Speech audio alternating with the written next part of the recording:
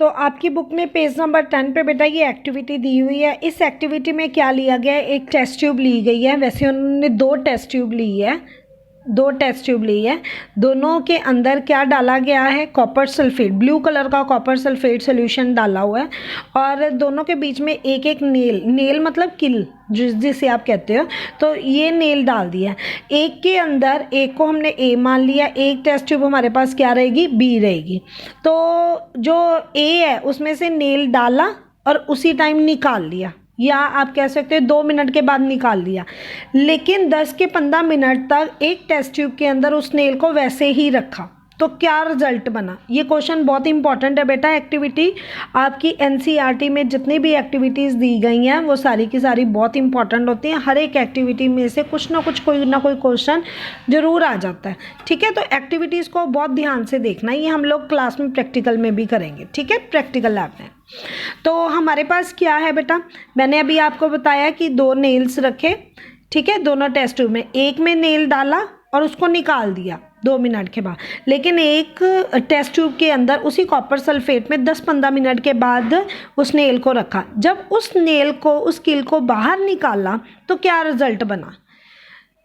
जिसमें तो 2 मिनट के लिए रखा था उसके कलर में कोई चेंजेस नहीं आ रही है, लेकिन जिसमें 10-15 मिनट के लिए नेल को रखा उसका कलर क्या हो गया, चेंज हो गया। कलर क्या हो गया, चेंज हो गया। और आप सोल्यूशन भी देख रहे हो कि जिसके अंदर 2 मिनट्स के लिए रखा नेल उसका कलर क्या है, ब्लू कलर है। लेकिन जिसने 10-15 मिनट के लिए नेल को रखा वो उसका कलर क्या हो गया, चेंज हो गया। इसका मतलब ये है कि जो आयरन है, जो नेल है, उसने क्या किया, इस कॉपर सल्फेट रिएक्शन में से कॉपर के को बाहर निकाल दिया और खुद आयरन जो है वो इस कॉपर के साथ रिएक्ट कर गया, सल्फेट के साथ रिएक्ट कर गया और इसने सोल्यूशन क्या बना दिया, फेरस सल्फेट। ठीक है। तो यहाँ पे क्वेश्चन है, why does the iron nail become brownish in colour and the blue colour of copper sulphate solution fades. क्यों फेड्स हो गया, आयरन नेल का कलर ब्राउन क्यों हो गया। क्यों हो गया बेटा, आयरन को जब हम कॉपर सल्फेट रिएक्शन के साथ रिएक्ट करते हैं तो iron is more reactive than copper. तो आयरन क्या करेगा, इस सल्फेट के साथ रिएक्ट करेगा और कॉपर को डिस्प्लेस कर देगा। तो ब्लू कलर देखो, ब्लू कलर किसकी वजह से बन रहा था, कॉपर सल्फेट की। लेकिन जो प्रोडक्ट बन रहा है वो क्या बन रहा है, फेरस सल्फेट। तो ब्लू कलर क्या हो जाएगा, डिस्प्लेस हो गया। ठीक है, ब्लू कलर क्या हो गया, डिसअपियर हो गया। So in this reaction iron has displace और remove another element copper from copper sulphate. This reaction is known as a displacement reaction. इसके अलावा और भी एग्जांपल दी गई हैं जिंक की। जिंक को कॉपर सल्फेट के साथ दिया हुआ है, तो जिंक क्या करेगा, सल्फेट के साथ रिएक्ट करेगा, जिंक सल्फेट, और कॉपर को डिस्प्लेस कर देगा। आपने ये याद रखना है कि कॉपर जो है वो very very less reactive elements है। ठीक है, तो इसी तरह लेड के साथ रिएक्शन दी गई है, लेड क्लोराइड दिया गया है। तो अब हम आगे करने जा रहे हैं बेटा डबल डिस्प्लेसमेंट रिएक्शन। तो डबल डिस्प्लेसमेंट रिएक्शन में क्या होता है, डबल डिस्प्लेसमेंट रिएक्शन में होता है the reaction in which 2 different ions or group of atom in the reactant molecules are displaced by each other, that is called double displacement reaction। ठीक है, तो डबल डिस्प्लेसमेंट रिएक्शन में क्या बेटा, आपको कंपाउंड दिया गया, ये मैंने डेफिनेशन लिखी हुई है। तो double displacement, the reaction in which 2 different ions और group of atoms in the reactant molecules are displaced by each other is called double displacement reaction. Example है बेटा जर्नल कि आपके पास एक कंपाउंड दिया गया AB, दूसरा कंपाउंड दिया गया CD। तो जब ये दोनों कंपाउंड्स आपस में रिएक्ट करते हैं तो ये एक्सचेंज कर लेते हैं। ठीक है, ये क्या करेंगे, एक्सचेंज करेंगे अपने आयंस को या फिर अपने एटम्स को, अपने आयंस को एक्सचेंज करेंगे। जब ये आयंस को एक्सचेंज करते हैं तो मैं आपको एक बात बता दूं, आपने बैलेंस कर चुके हो तो आपको पता लग चुका है कि जब भी कोई कंपाउंड बनता है उस कंपाउंड में, जैसे फॉर एग्जांपल मैं आपको देती हूँ HCl है, तो HCl में ये आपके पास A है और ये आपके पास क्या है, B है। तो A हमेशा पॉजिटिव होगा यानी कि मेटल की कैटेगरी में आएगा, कैटायन होगा, और B ऑलवेज क्या होगा, एनायन होगा। ठीक है।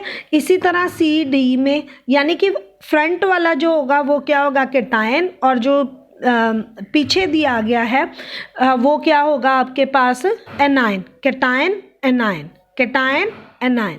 क्लियर है। अब अगर मैं आपको एग्जांपल दूं NaCl, तो NaCl में कौन सा केटायन है, sodium is a cation and chloride is a anion. ठीक है। सल्फ्यूरिक एसिड अगर आपको मैं दूं तो this is a cation and this is a anion. Clear हो गया बेटा। नाइट्रिक एसिड है आपके पास, तो कैल्शियम क्लोराइड है आपके पास, HNO3 है आपके पास। तो इन सब में ये जो फ्रंट है this is called as a cation, तो ये हमारे पास केटायन है and this is called as a anion. ठीक है। तो अब देखो ये हमारे पास केटायन, ये एनायन, ये केटायन, ये एनायन। तो ये दोनों क्या करेंगे, एक्सचेंज करेंगे आयंस को।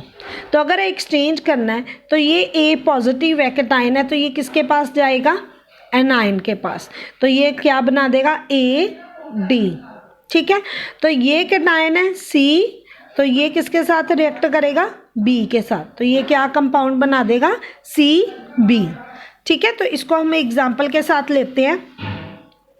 हमें एग्जाम्पल बेटा दी गई है sodium sulphate plus barium chloride कि आपने टेस्ट ट्यूब ली, उस टेस्ट ट्यूब के अंदर आपने क्या डाल दिया, बेरियम क्लोराइड लिया। बेरियम क्लोराइड में आपने क्या डाला, sodium sulphate, sodium sulphate barium chloride. ठीक है। अब देखो ये A है, ये B, ये C और ये D। तो सोडियम किसके साथ रिएक्ट कर जाएगा, क्लोरीन के साथ। तो ये क्या बना देगा, सोडियम क्लोराइड, प्लस बेरियम किसके साथ रिएक्ट करेगा, सल्फेट के साथ। तो ये क्या बना देगा, बेरियम सल्फेट। ठीक है। तो जब हम इन दोनों केमिकल्स को आपस में रिएक्ट करते हैं, तो जब हम इनमें रिएक्ट करते हैं तो यहाँ पर, तो जब रिएक्शन होती है तो एक सॉलिड सब्सटेंस इसमें सेपरेट हो जाता है। तो वो सॉलिड सब्सटेंस को हम लोग बोलते हैं प्रेसिपिटेशन।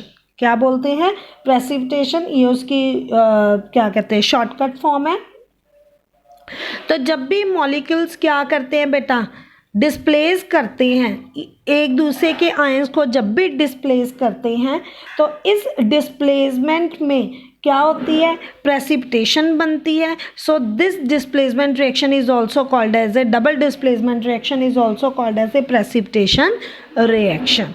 तो प्रेसिपिटेशन क्या होता है बेटा, प्रेसिपिटेशन होता है कि आप एक ऐसा लिक्विड लेते हो या एक लिक्विड में से सॉलिड को सेपरेट करना, एक ऐसा सॉलिड बनाना जो कि वापस उसमें मिक्स ही ना हो सके, तो that is called as a precipitation. मैं आपको सिंपल एग्जांपल में बताती हूँ कि जैसे पनीर बनाते हैं ना घर पे, आप अगर किसी ने नहीं देखा तो आप अपनी मदर को बोलो थोड़ा सा दूध, वो क्या आपको पनीर बना के दिखाए, सब मदर्स को आता है।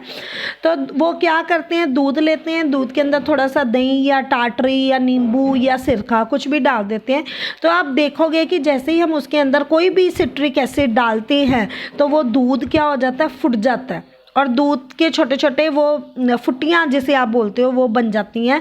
And that is called as a precipitation, कि आपने एक लिक्विड लिया, उस लिक्विड में से आपने क्या बनाया, एक ऐसा सॉलिड बनाया। अब वो जो पनीर बन चुका है, आप उसको जितना मर्जी स्टीरिंग कर लो, आप उसको जितना मर्जी मिक्स कर लो, वो पनीर जो होगा वो उस पानी के अंदर डिज़ोल्व नहीं होगा। तो that is called as a precipitation. Clear हो गया आपको प्रेसिपिटेशन, वर्ड क्लियर हो गया ना सबको। ठीक है बेटा। तो ये आपकी बुक में दिया हुआ है। इन्होंने क्या लिया हुआ है, 3 ml of sodium sulphate test tube के अंदर लिया हुआ है सोल्यूशन। दूसरी टेस्ट ट्यूब में बेटा take about 3 ml of barium chloride solution है, और इन दोनों को मिक्स कर दिया। तो जब मिक्स किया तो यहाँ पे इनसोलेबल सब्सटेंस बन गया। अभी मैंने आपको बताया इनसोलेबल सब्सटेंस को हम लोग क्या बोलते हैं, precipitation. So the insoluble substance is formed which is known as a precipitate. Any reaction that produce a precipitate can be called as a precipitation reaction. तो जहाँ पर भी प्रेसिपिटेट बनेंगे तो उस रिएक्शन को हम लोग क्या बोलेंगे, प्रेसिपिटेशन रिएक्शन। ठीक है,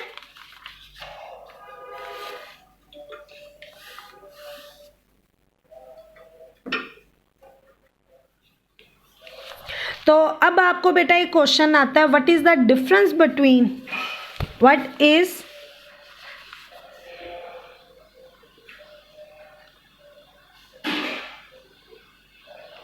difference between displacement and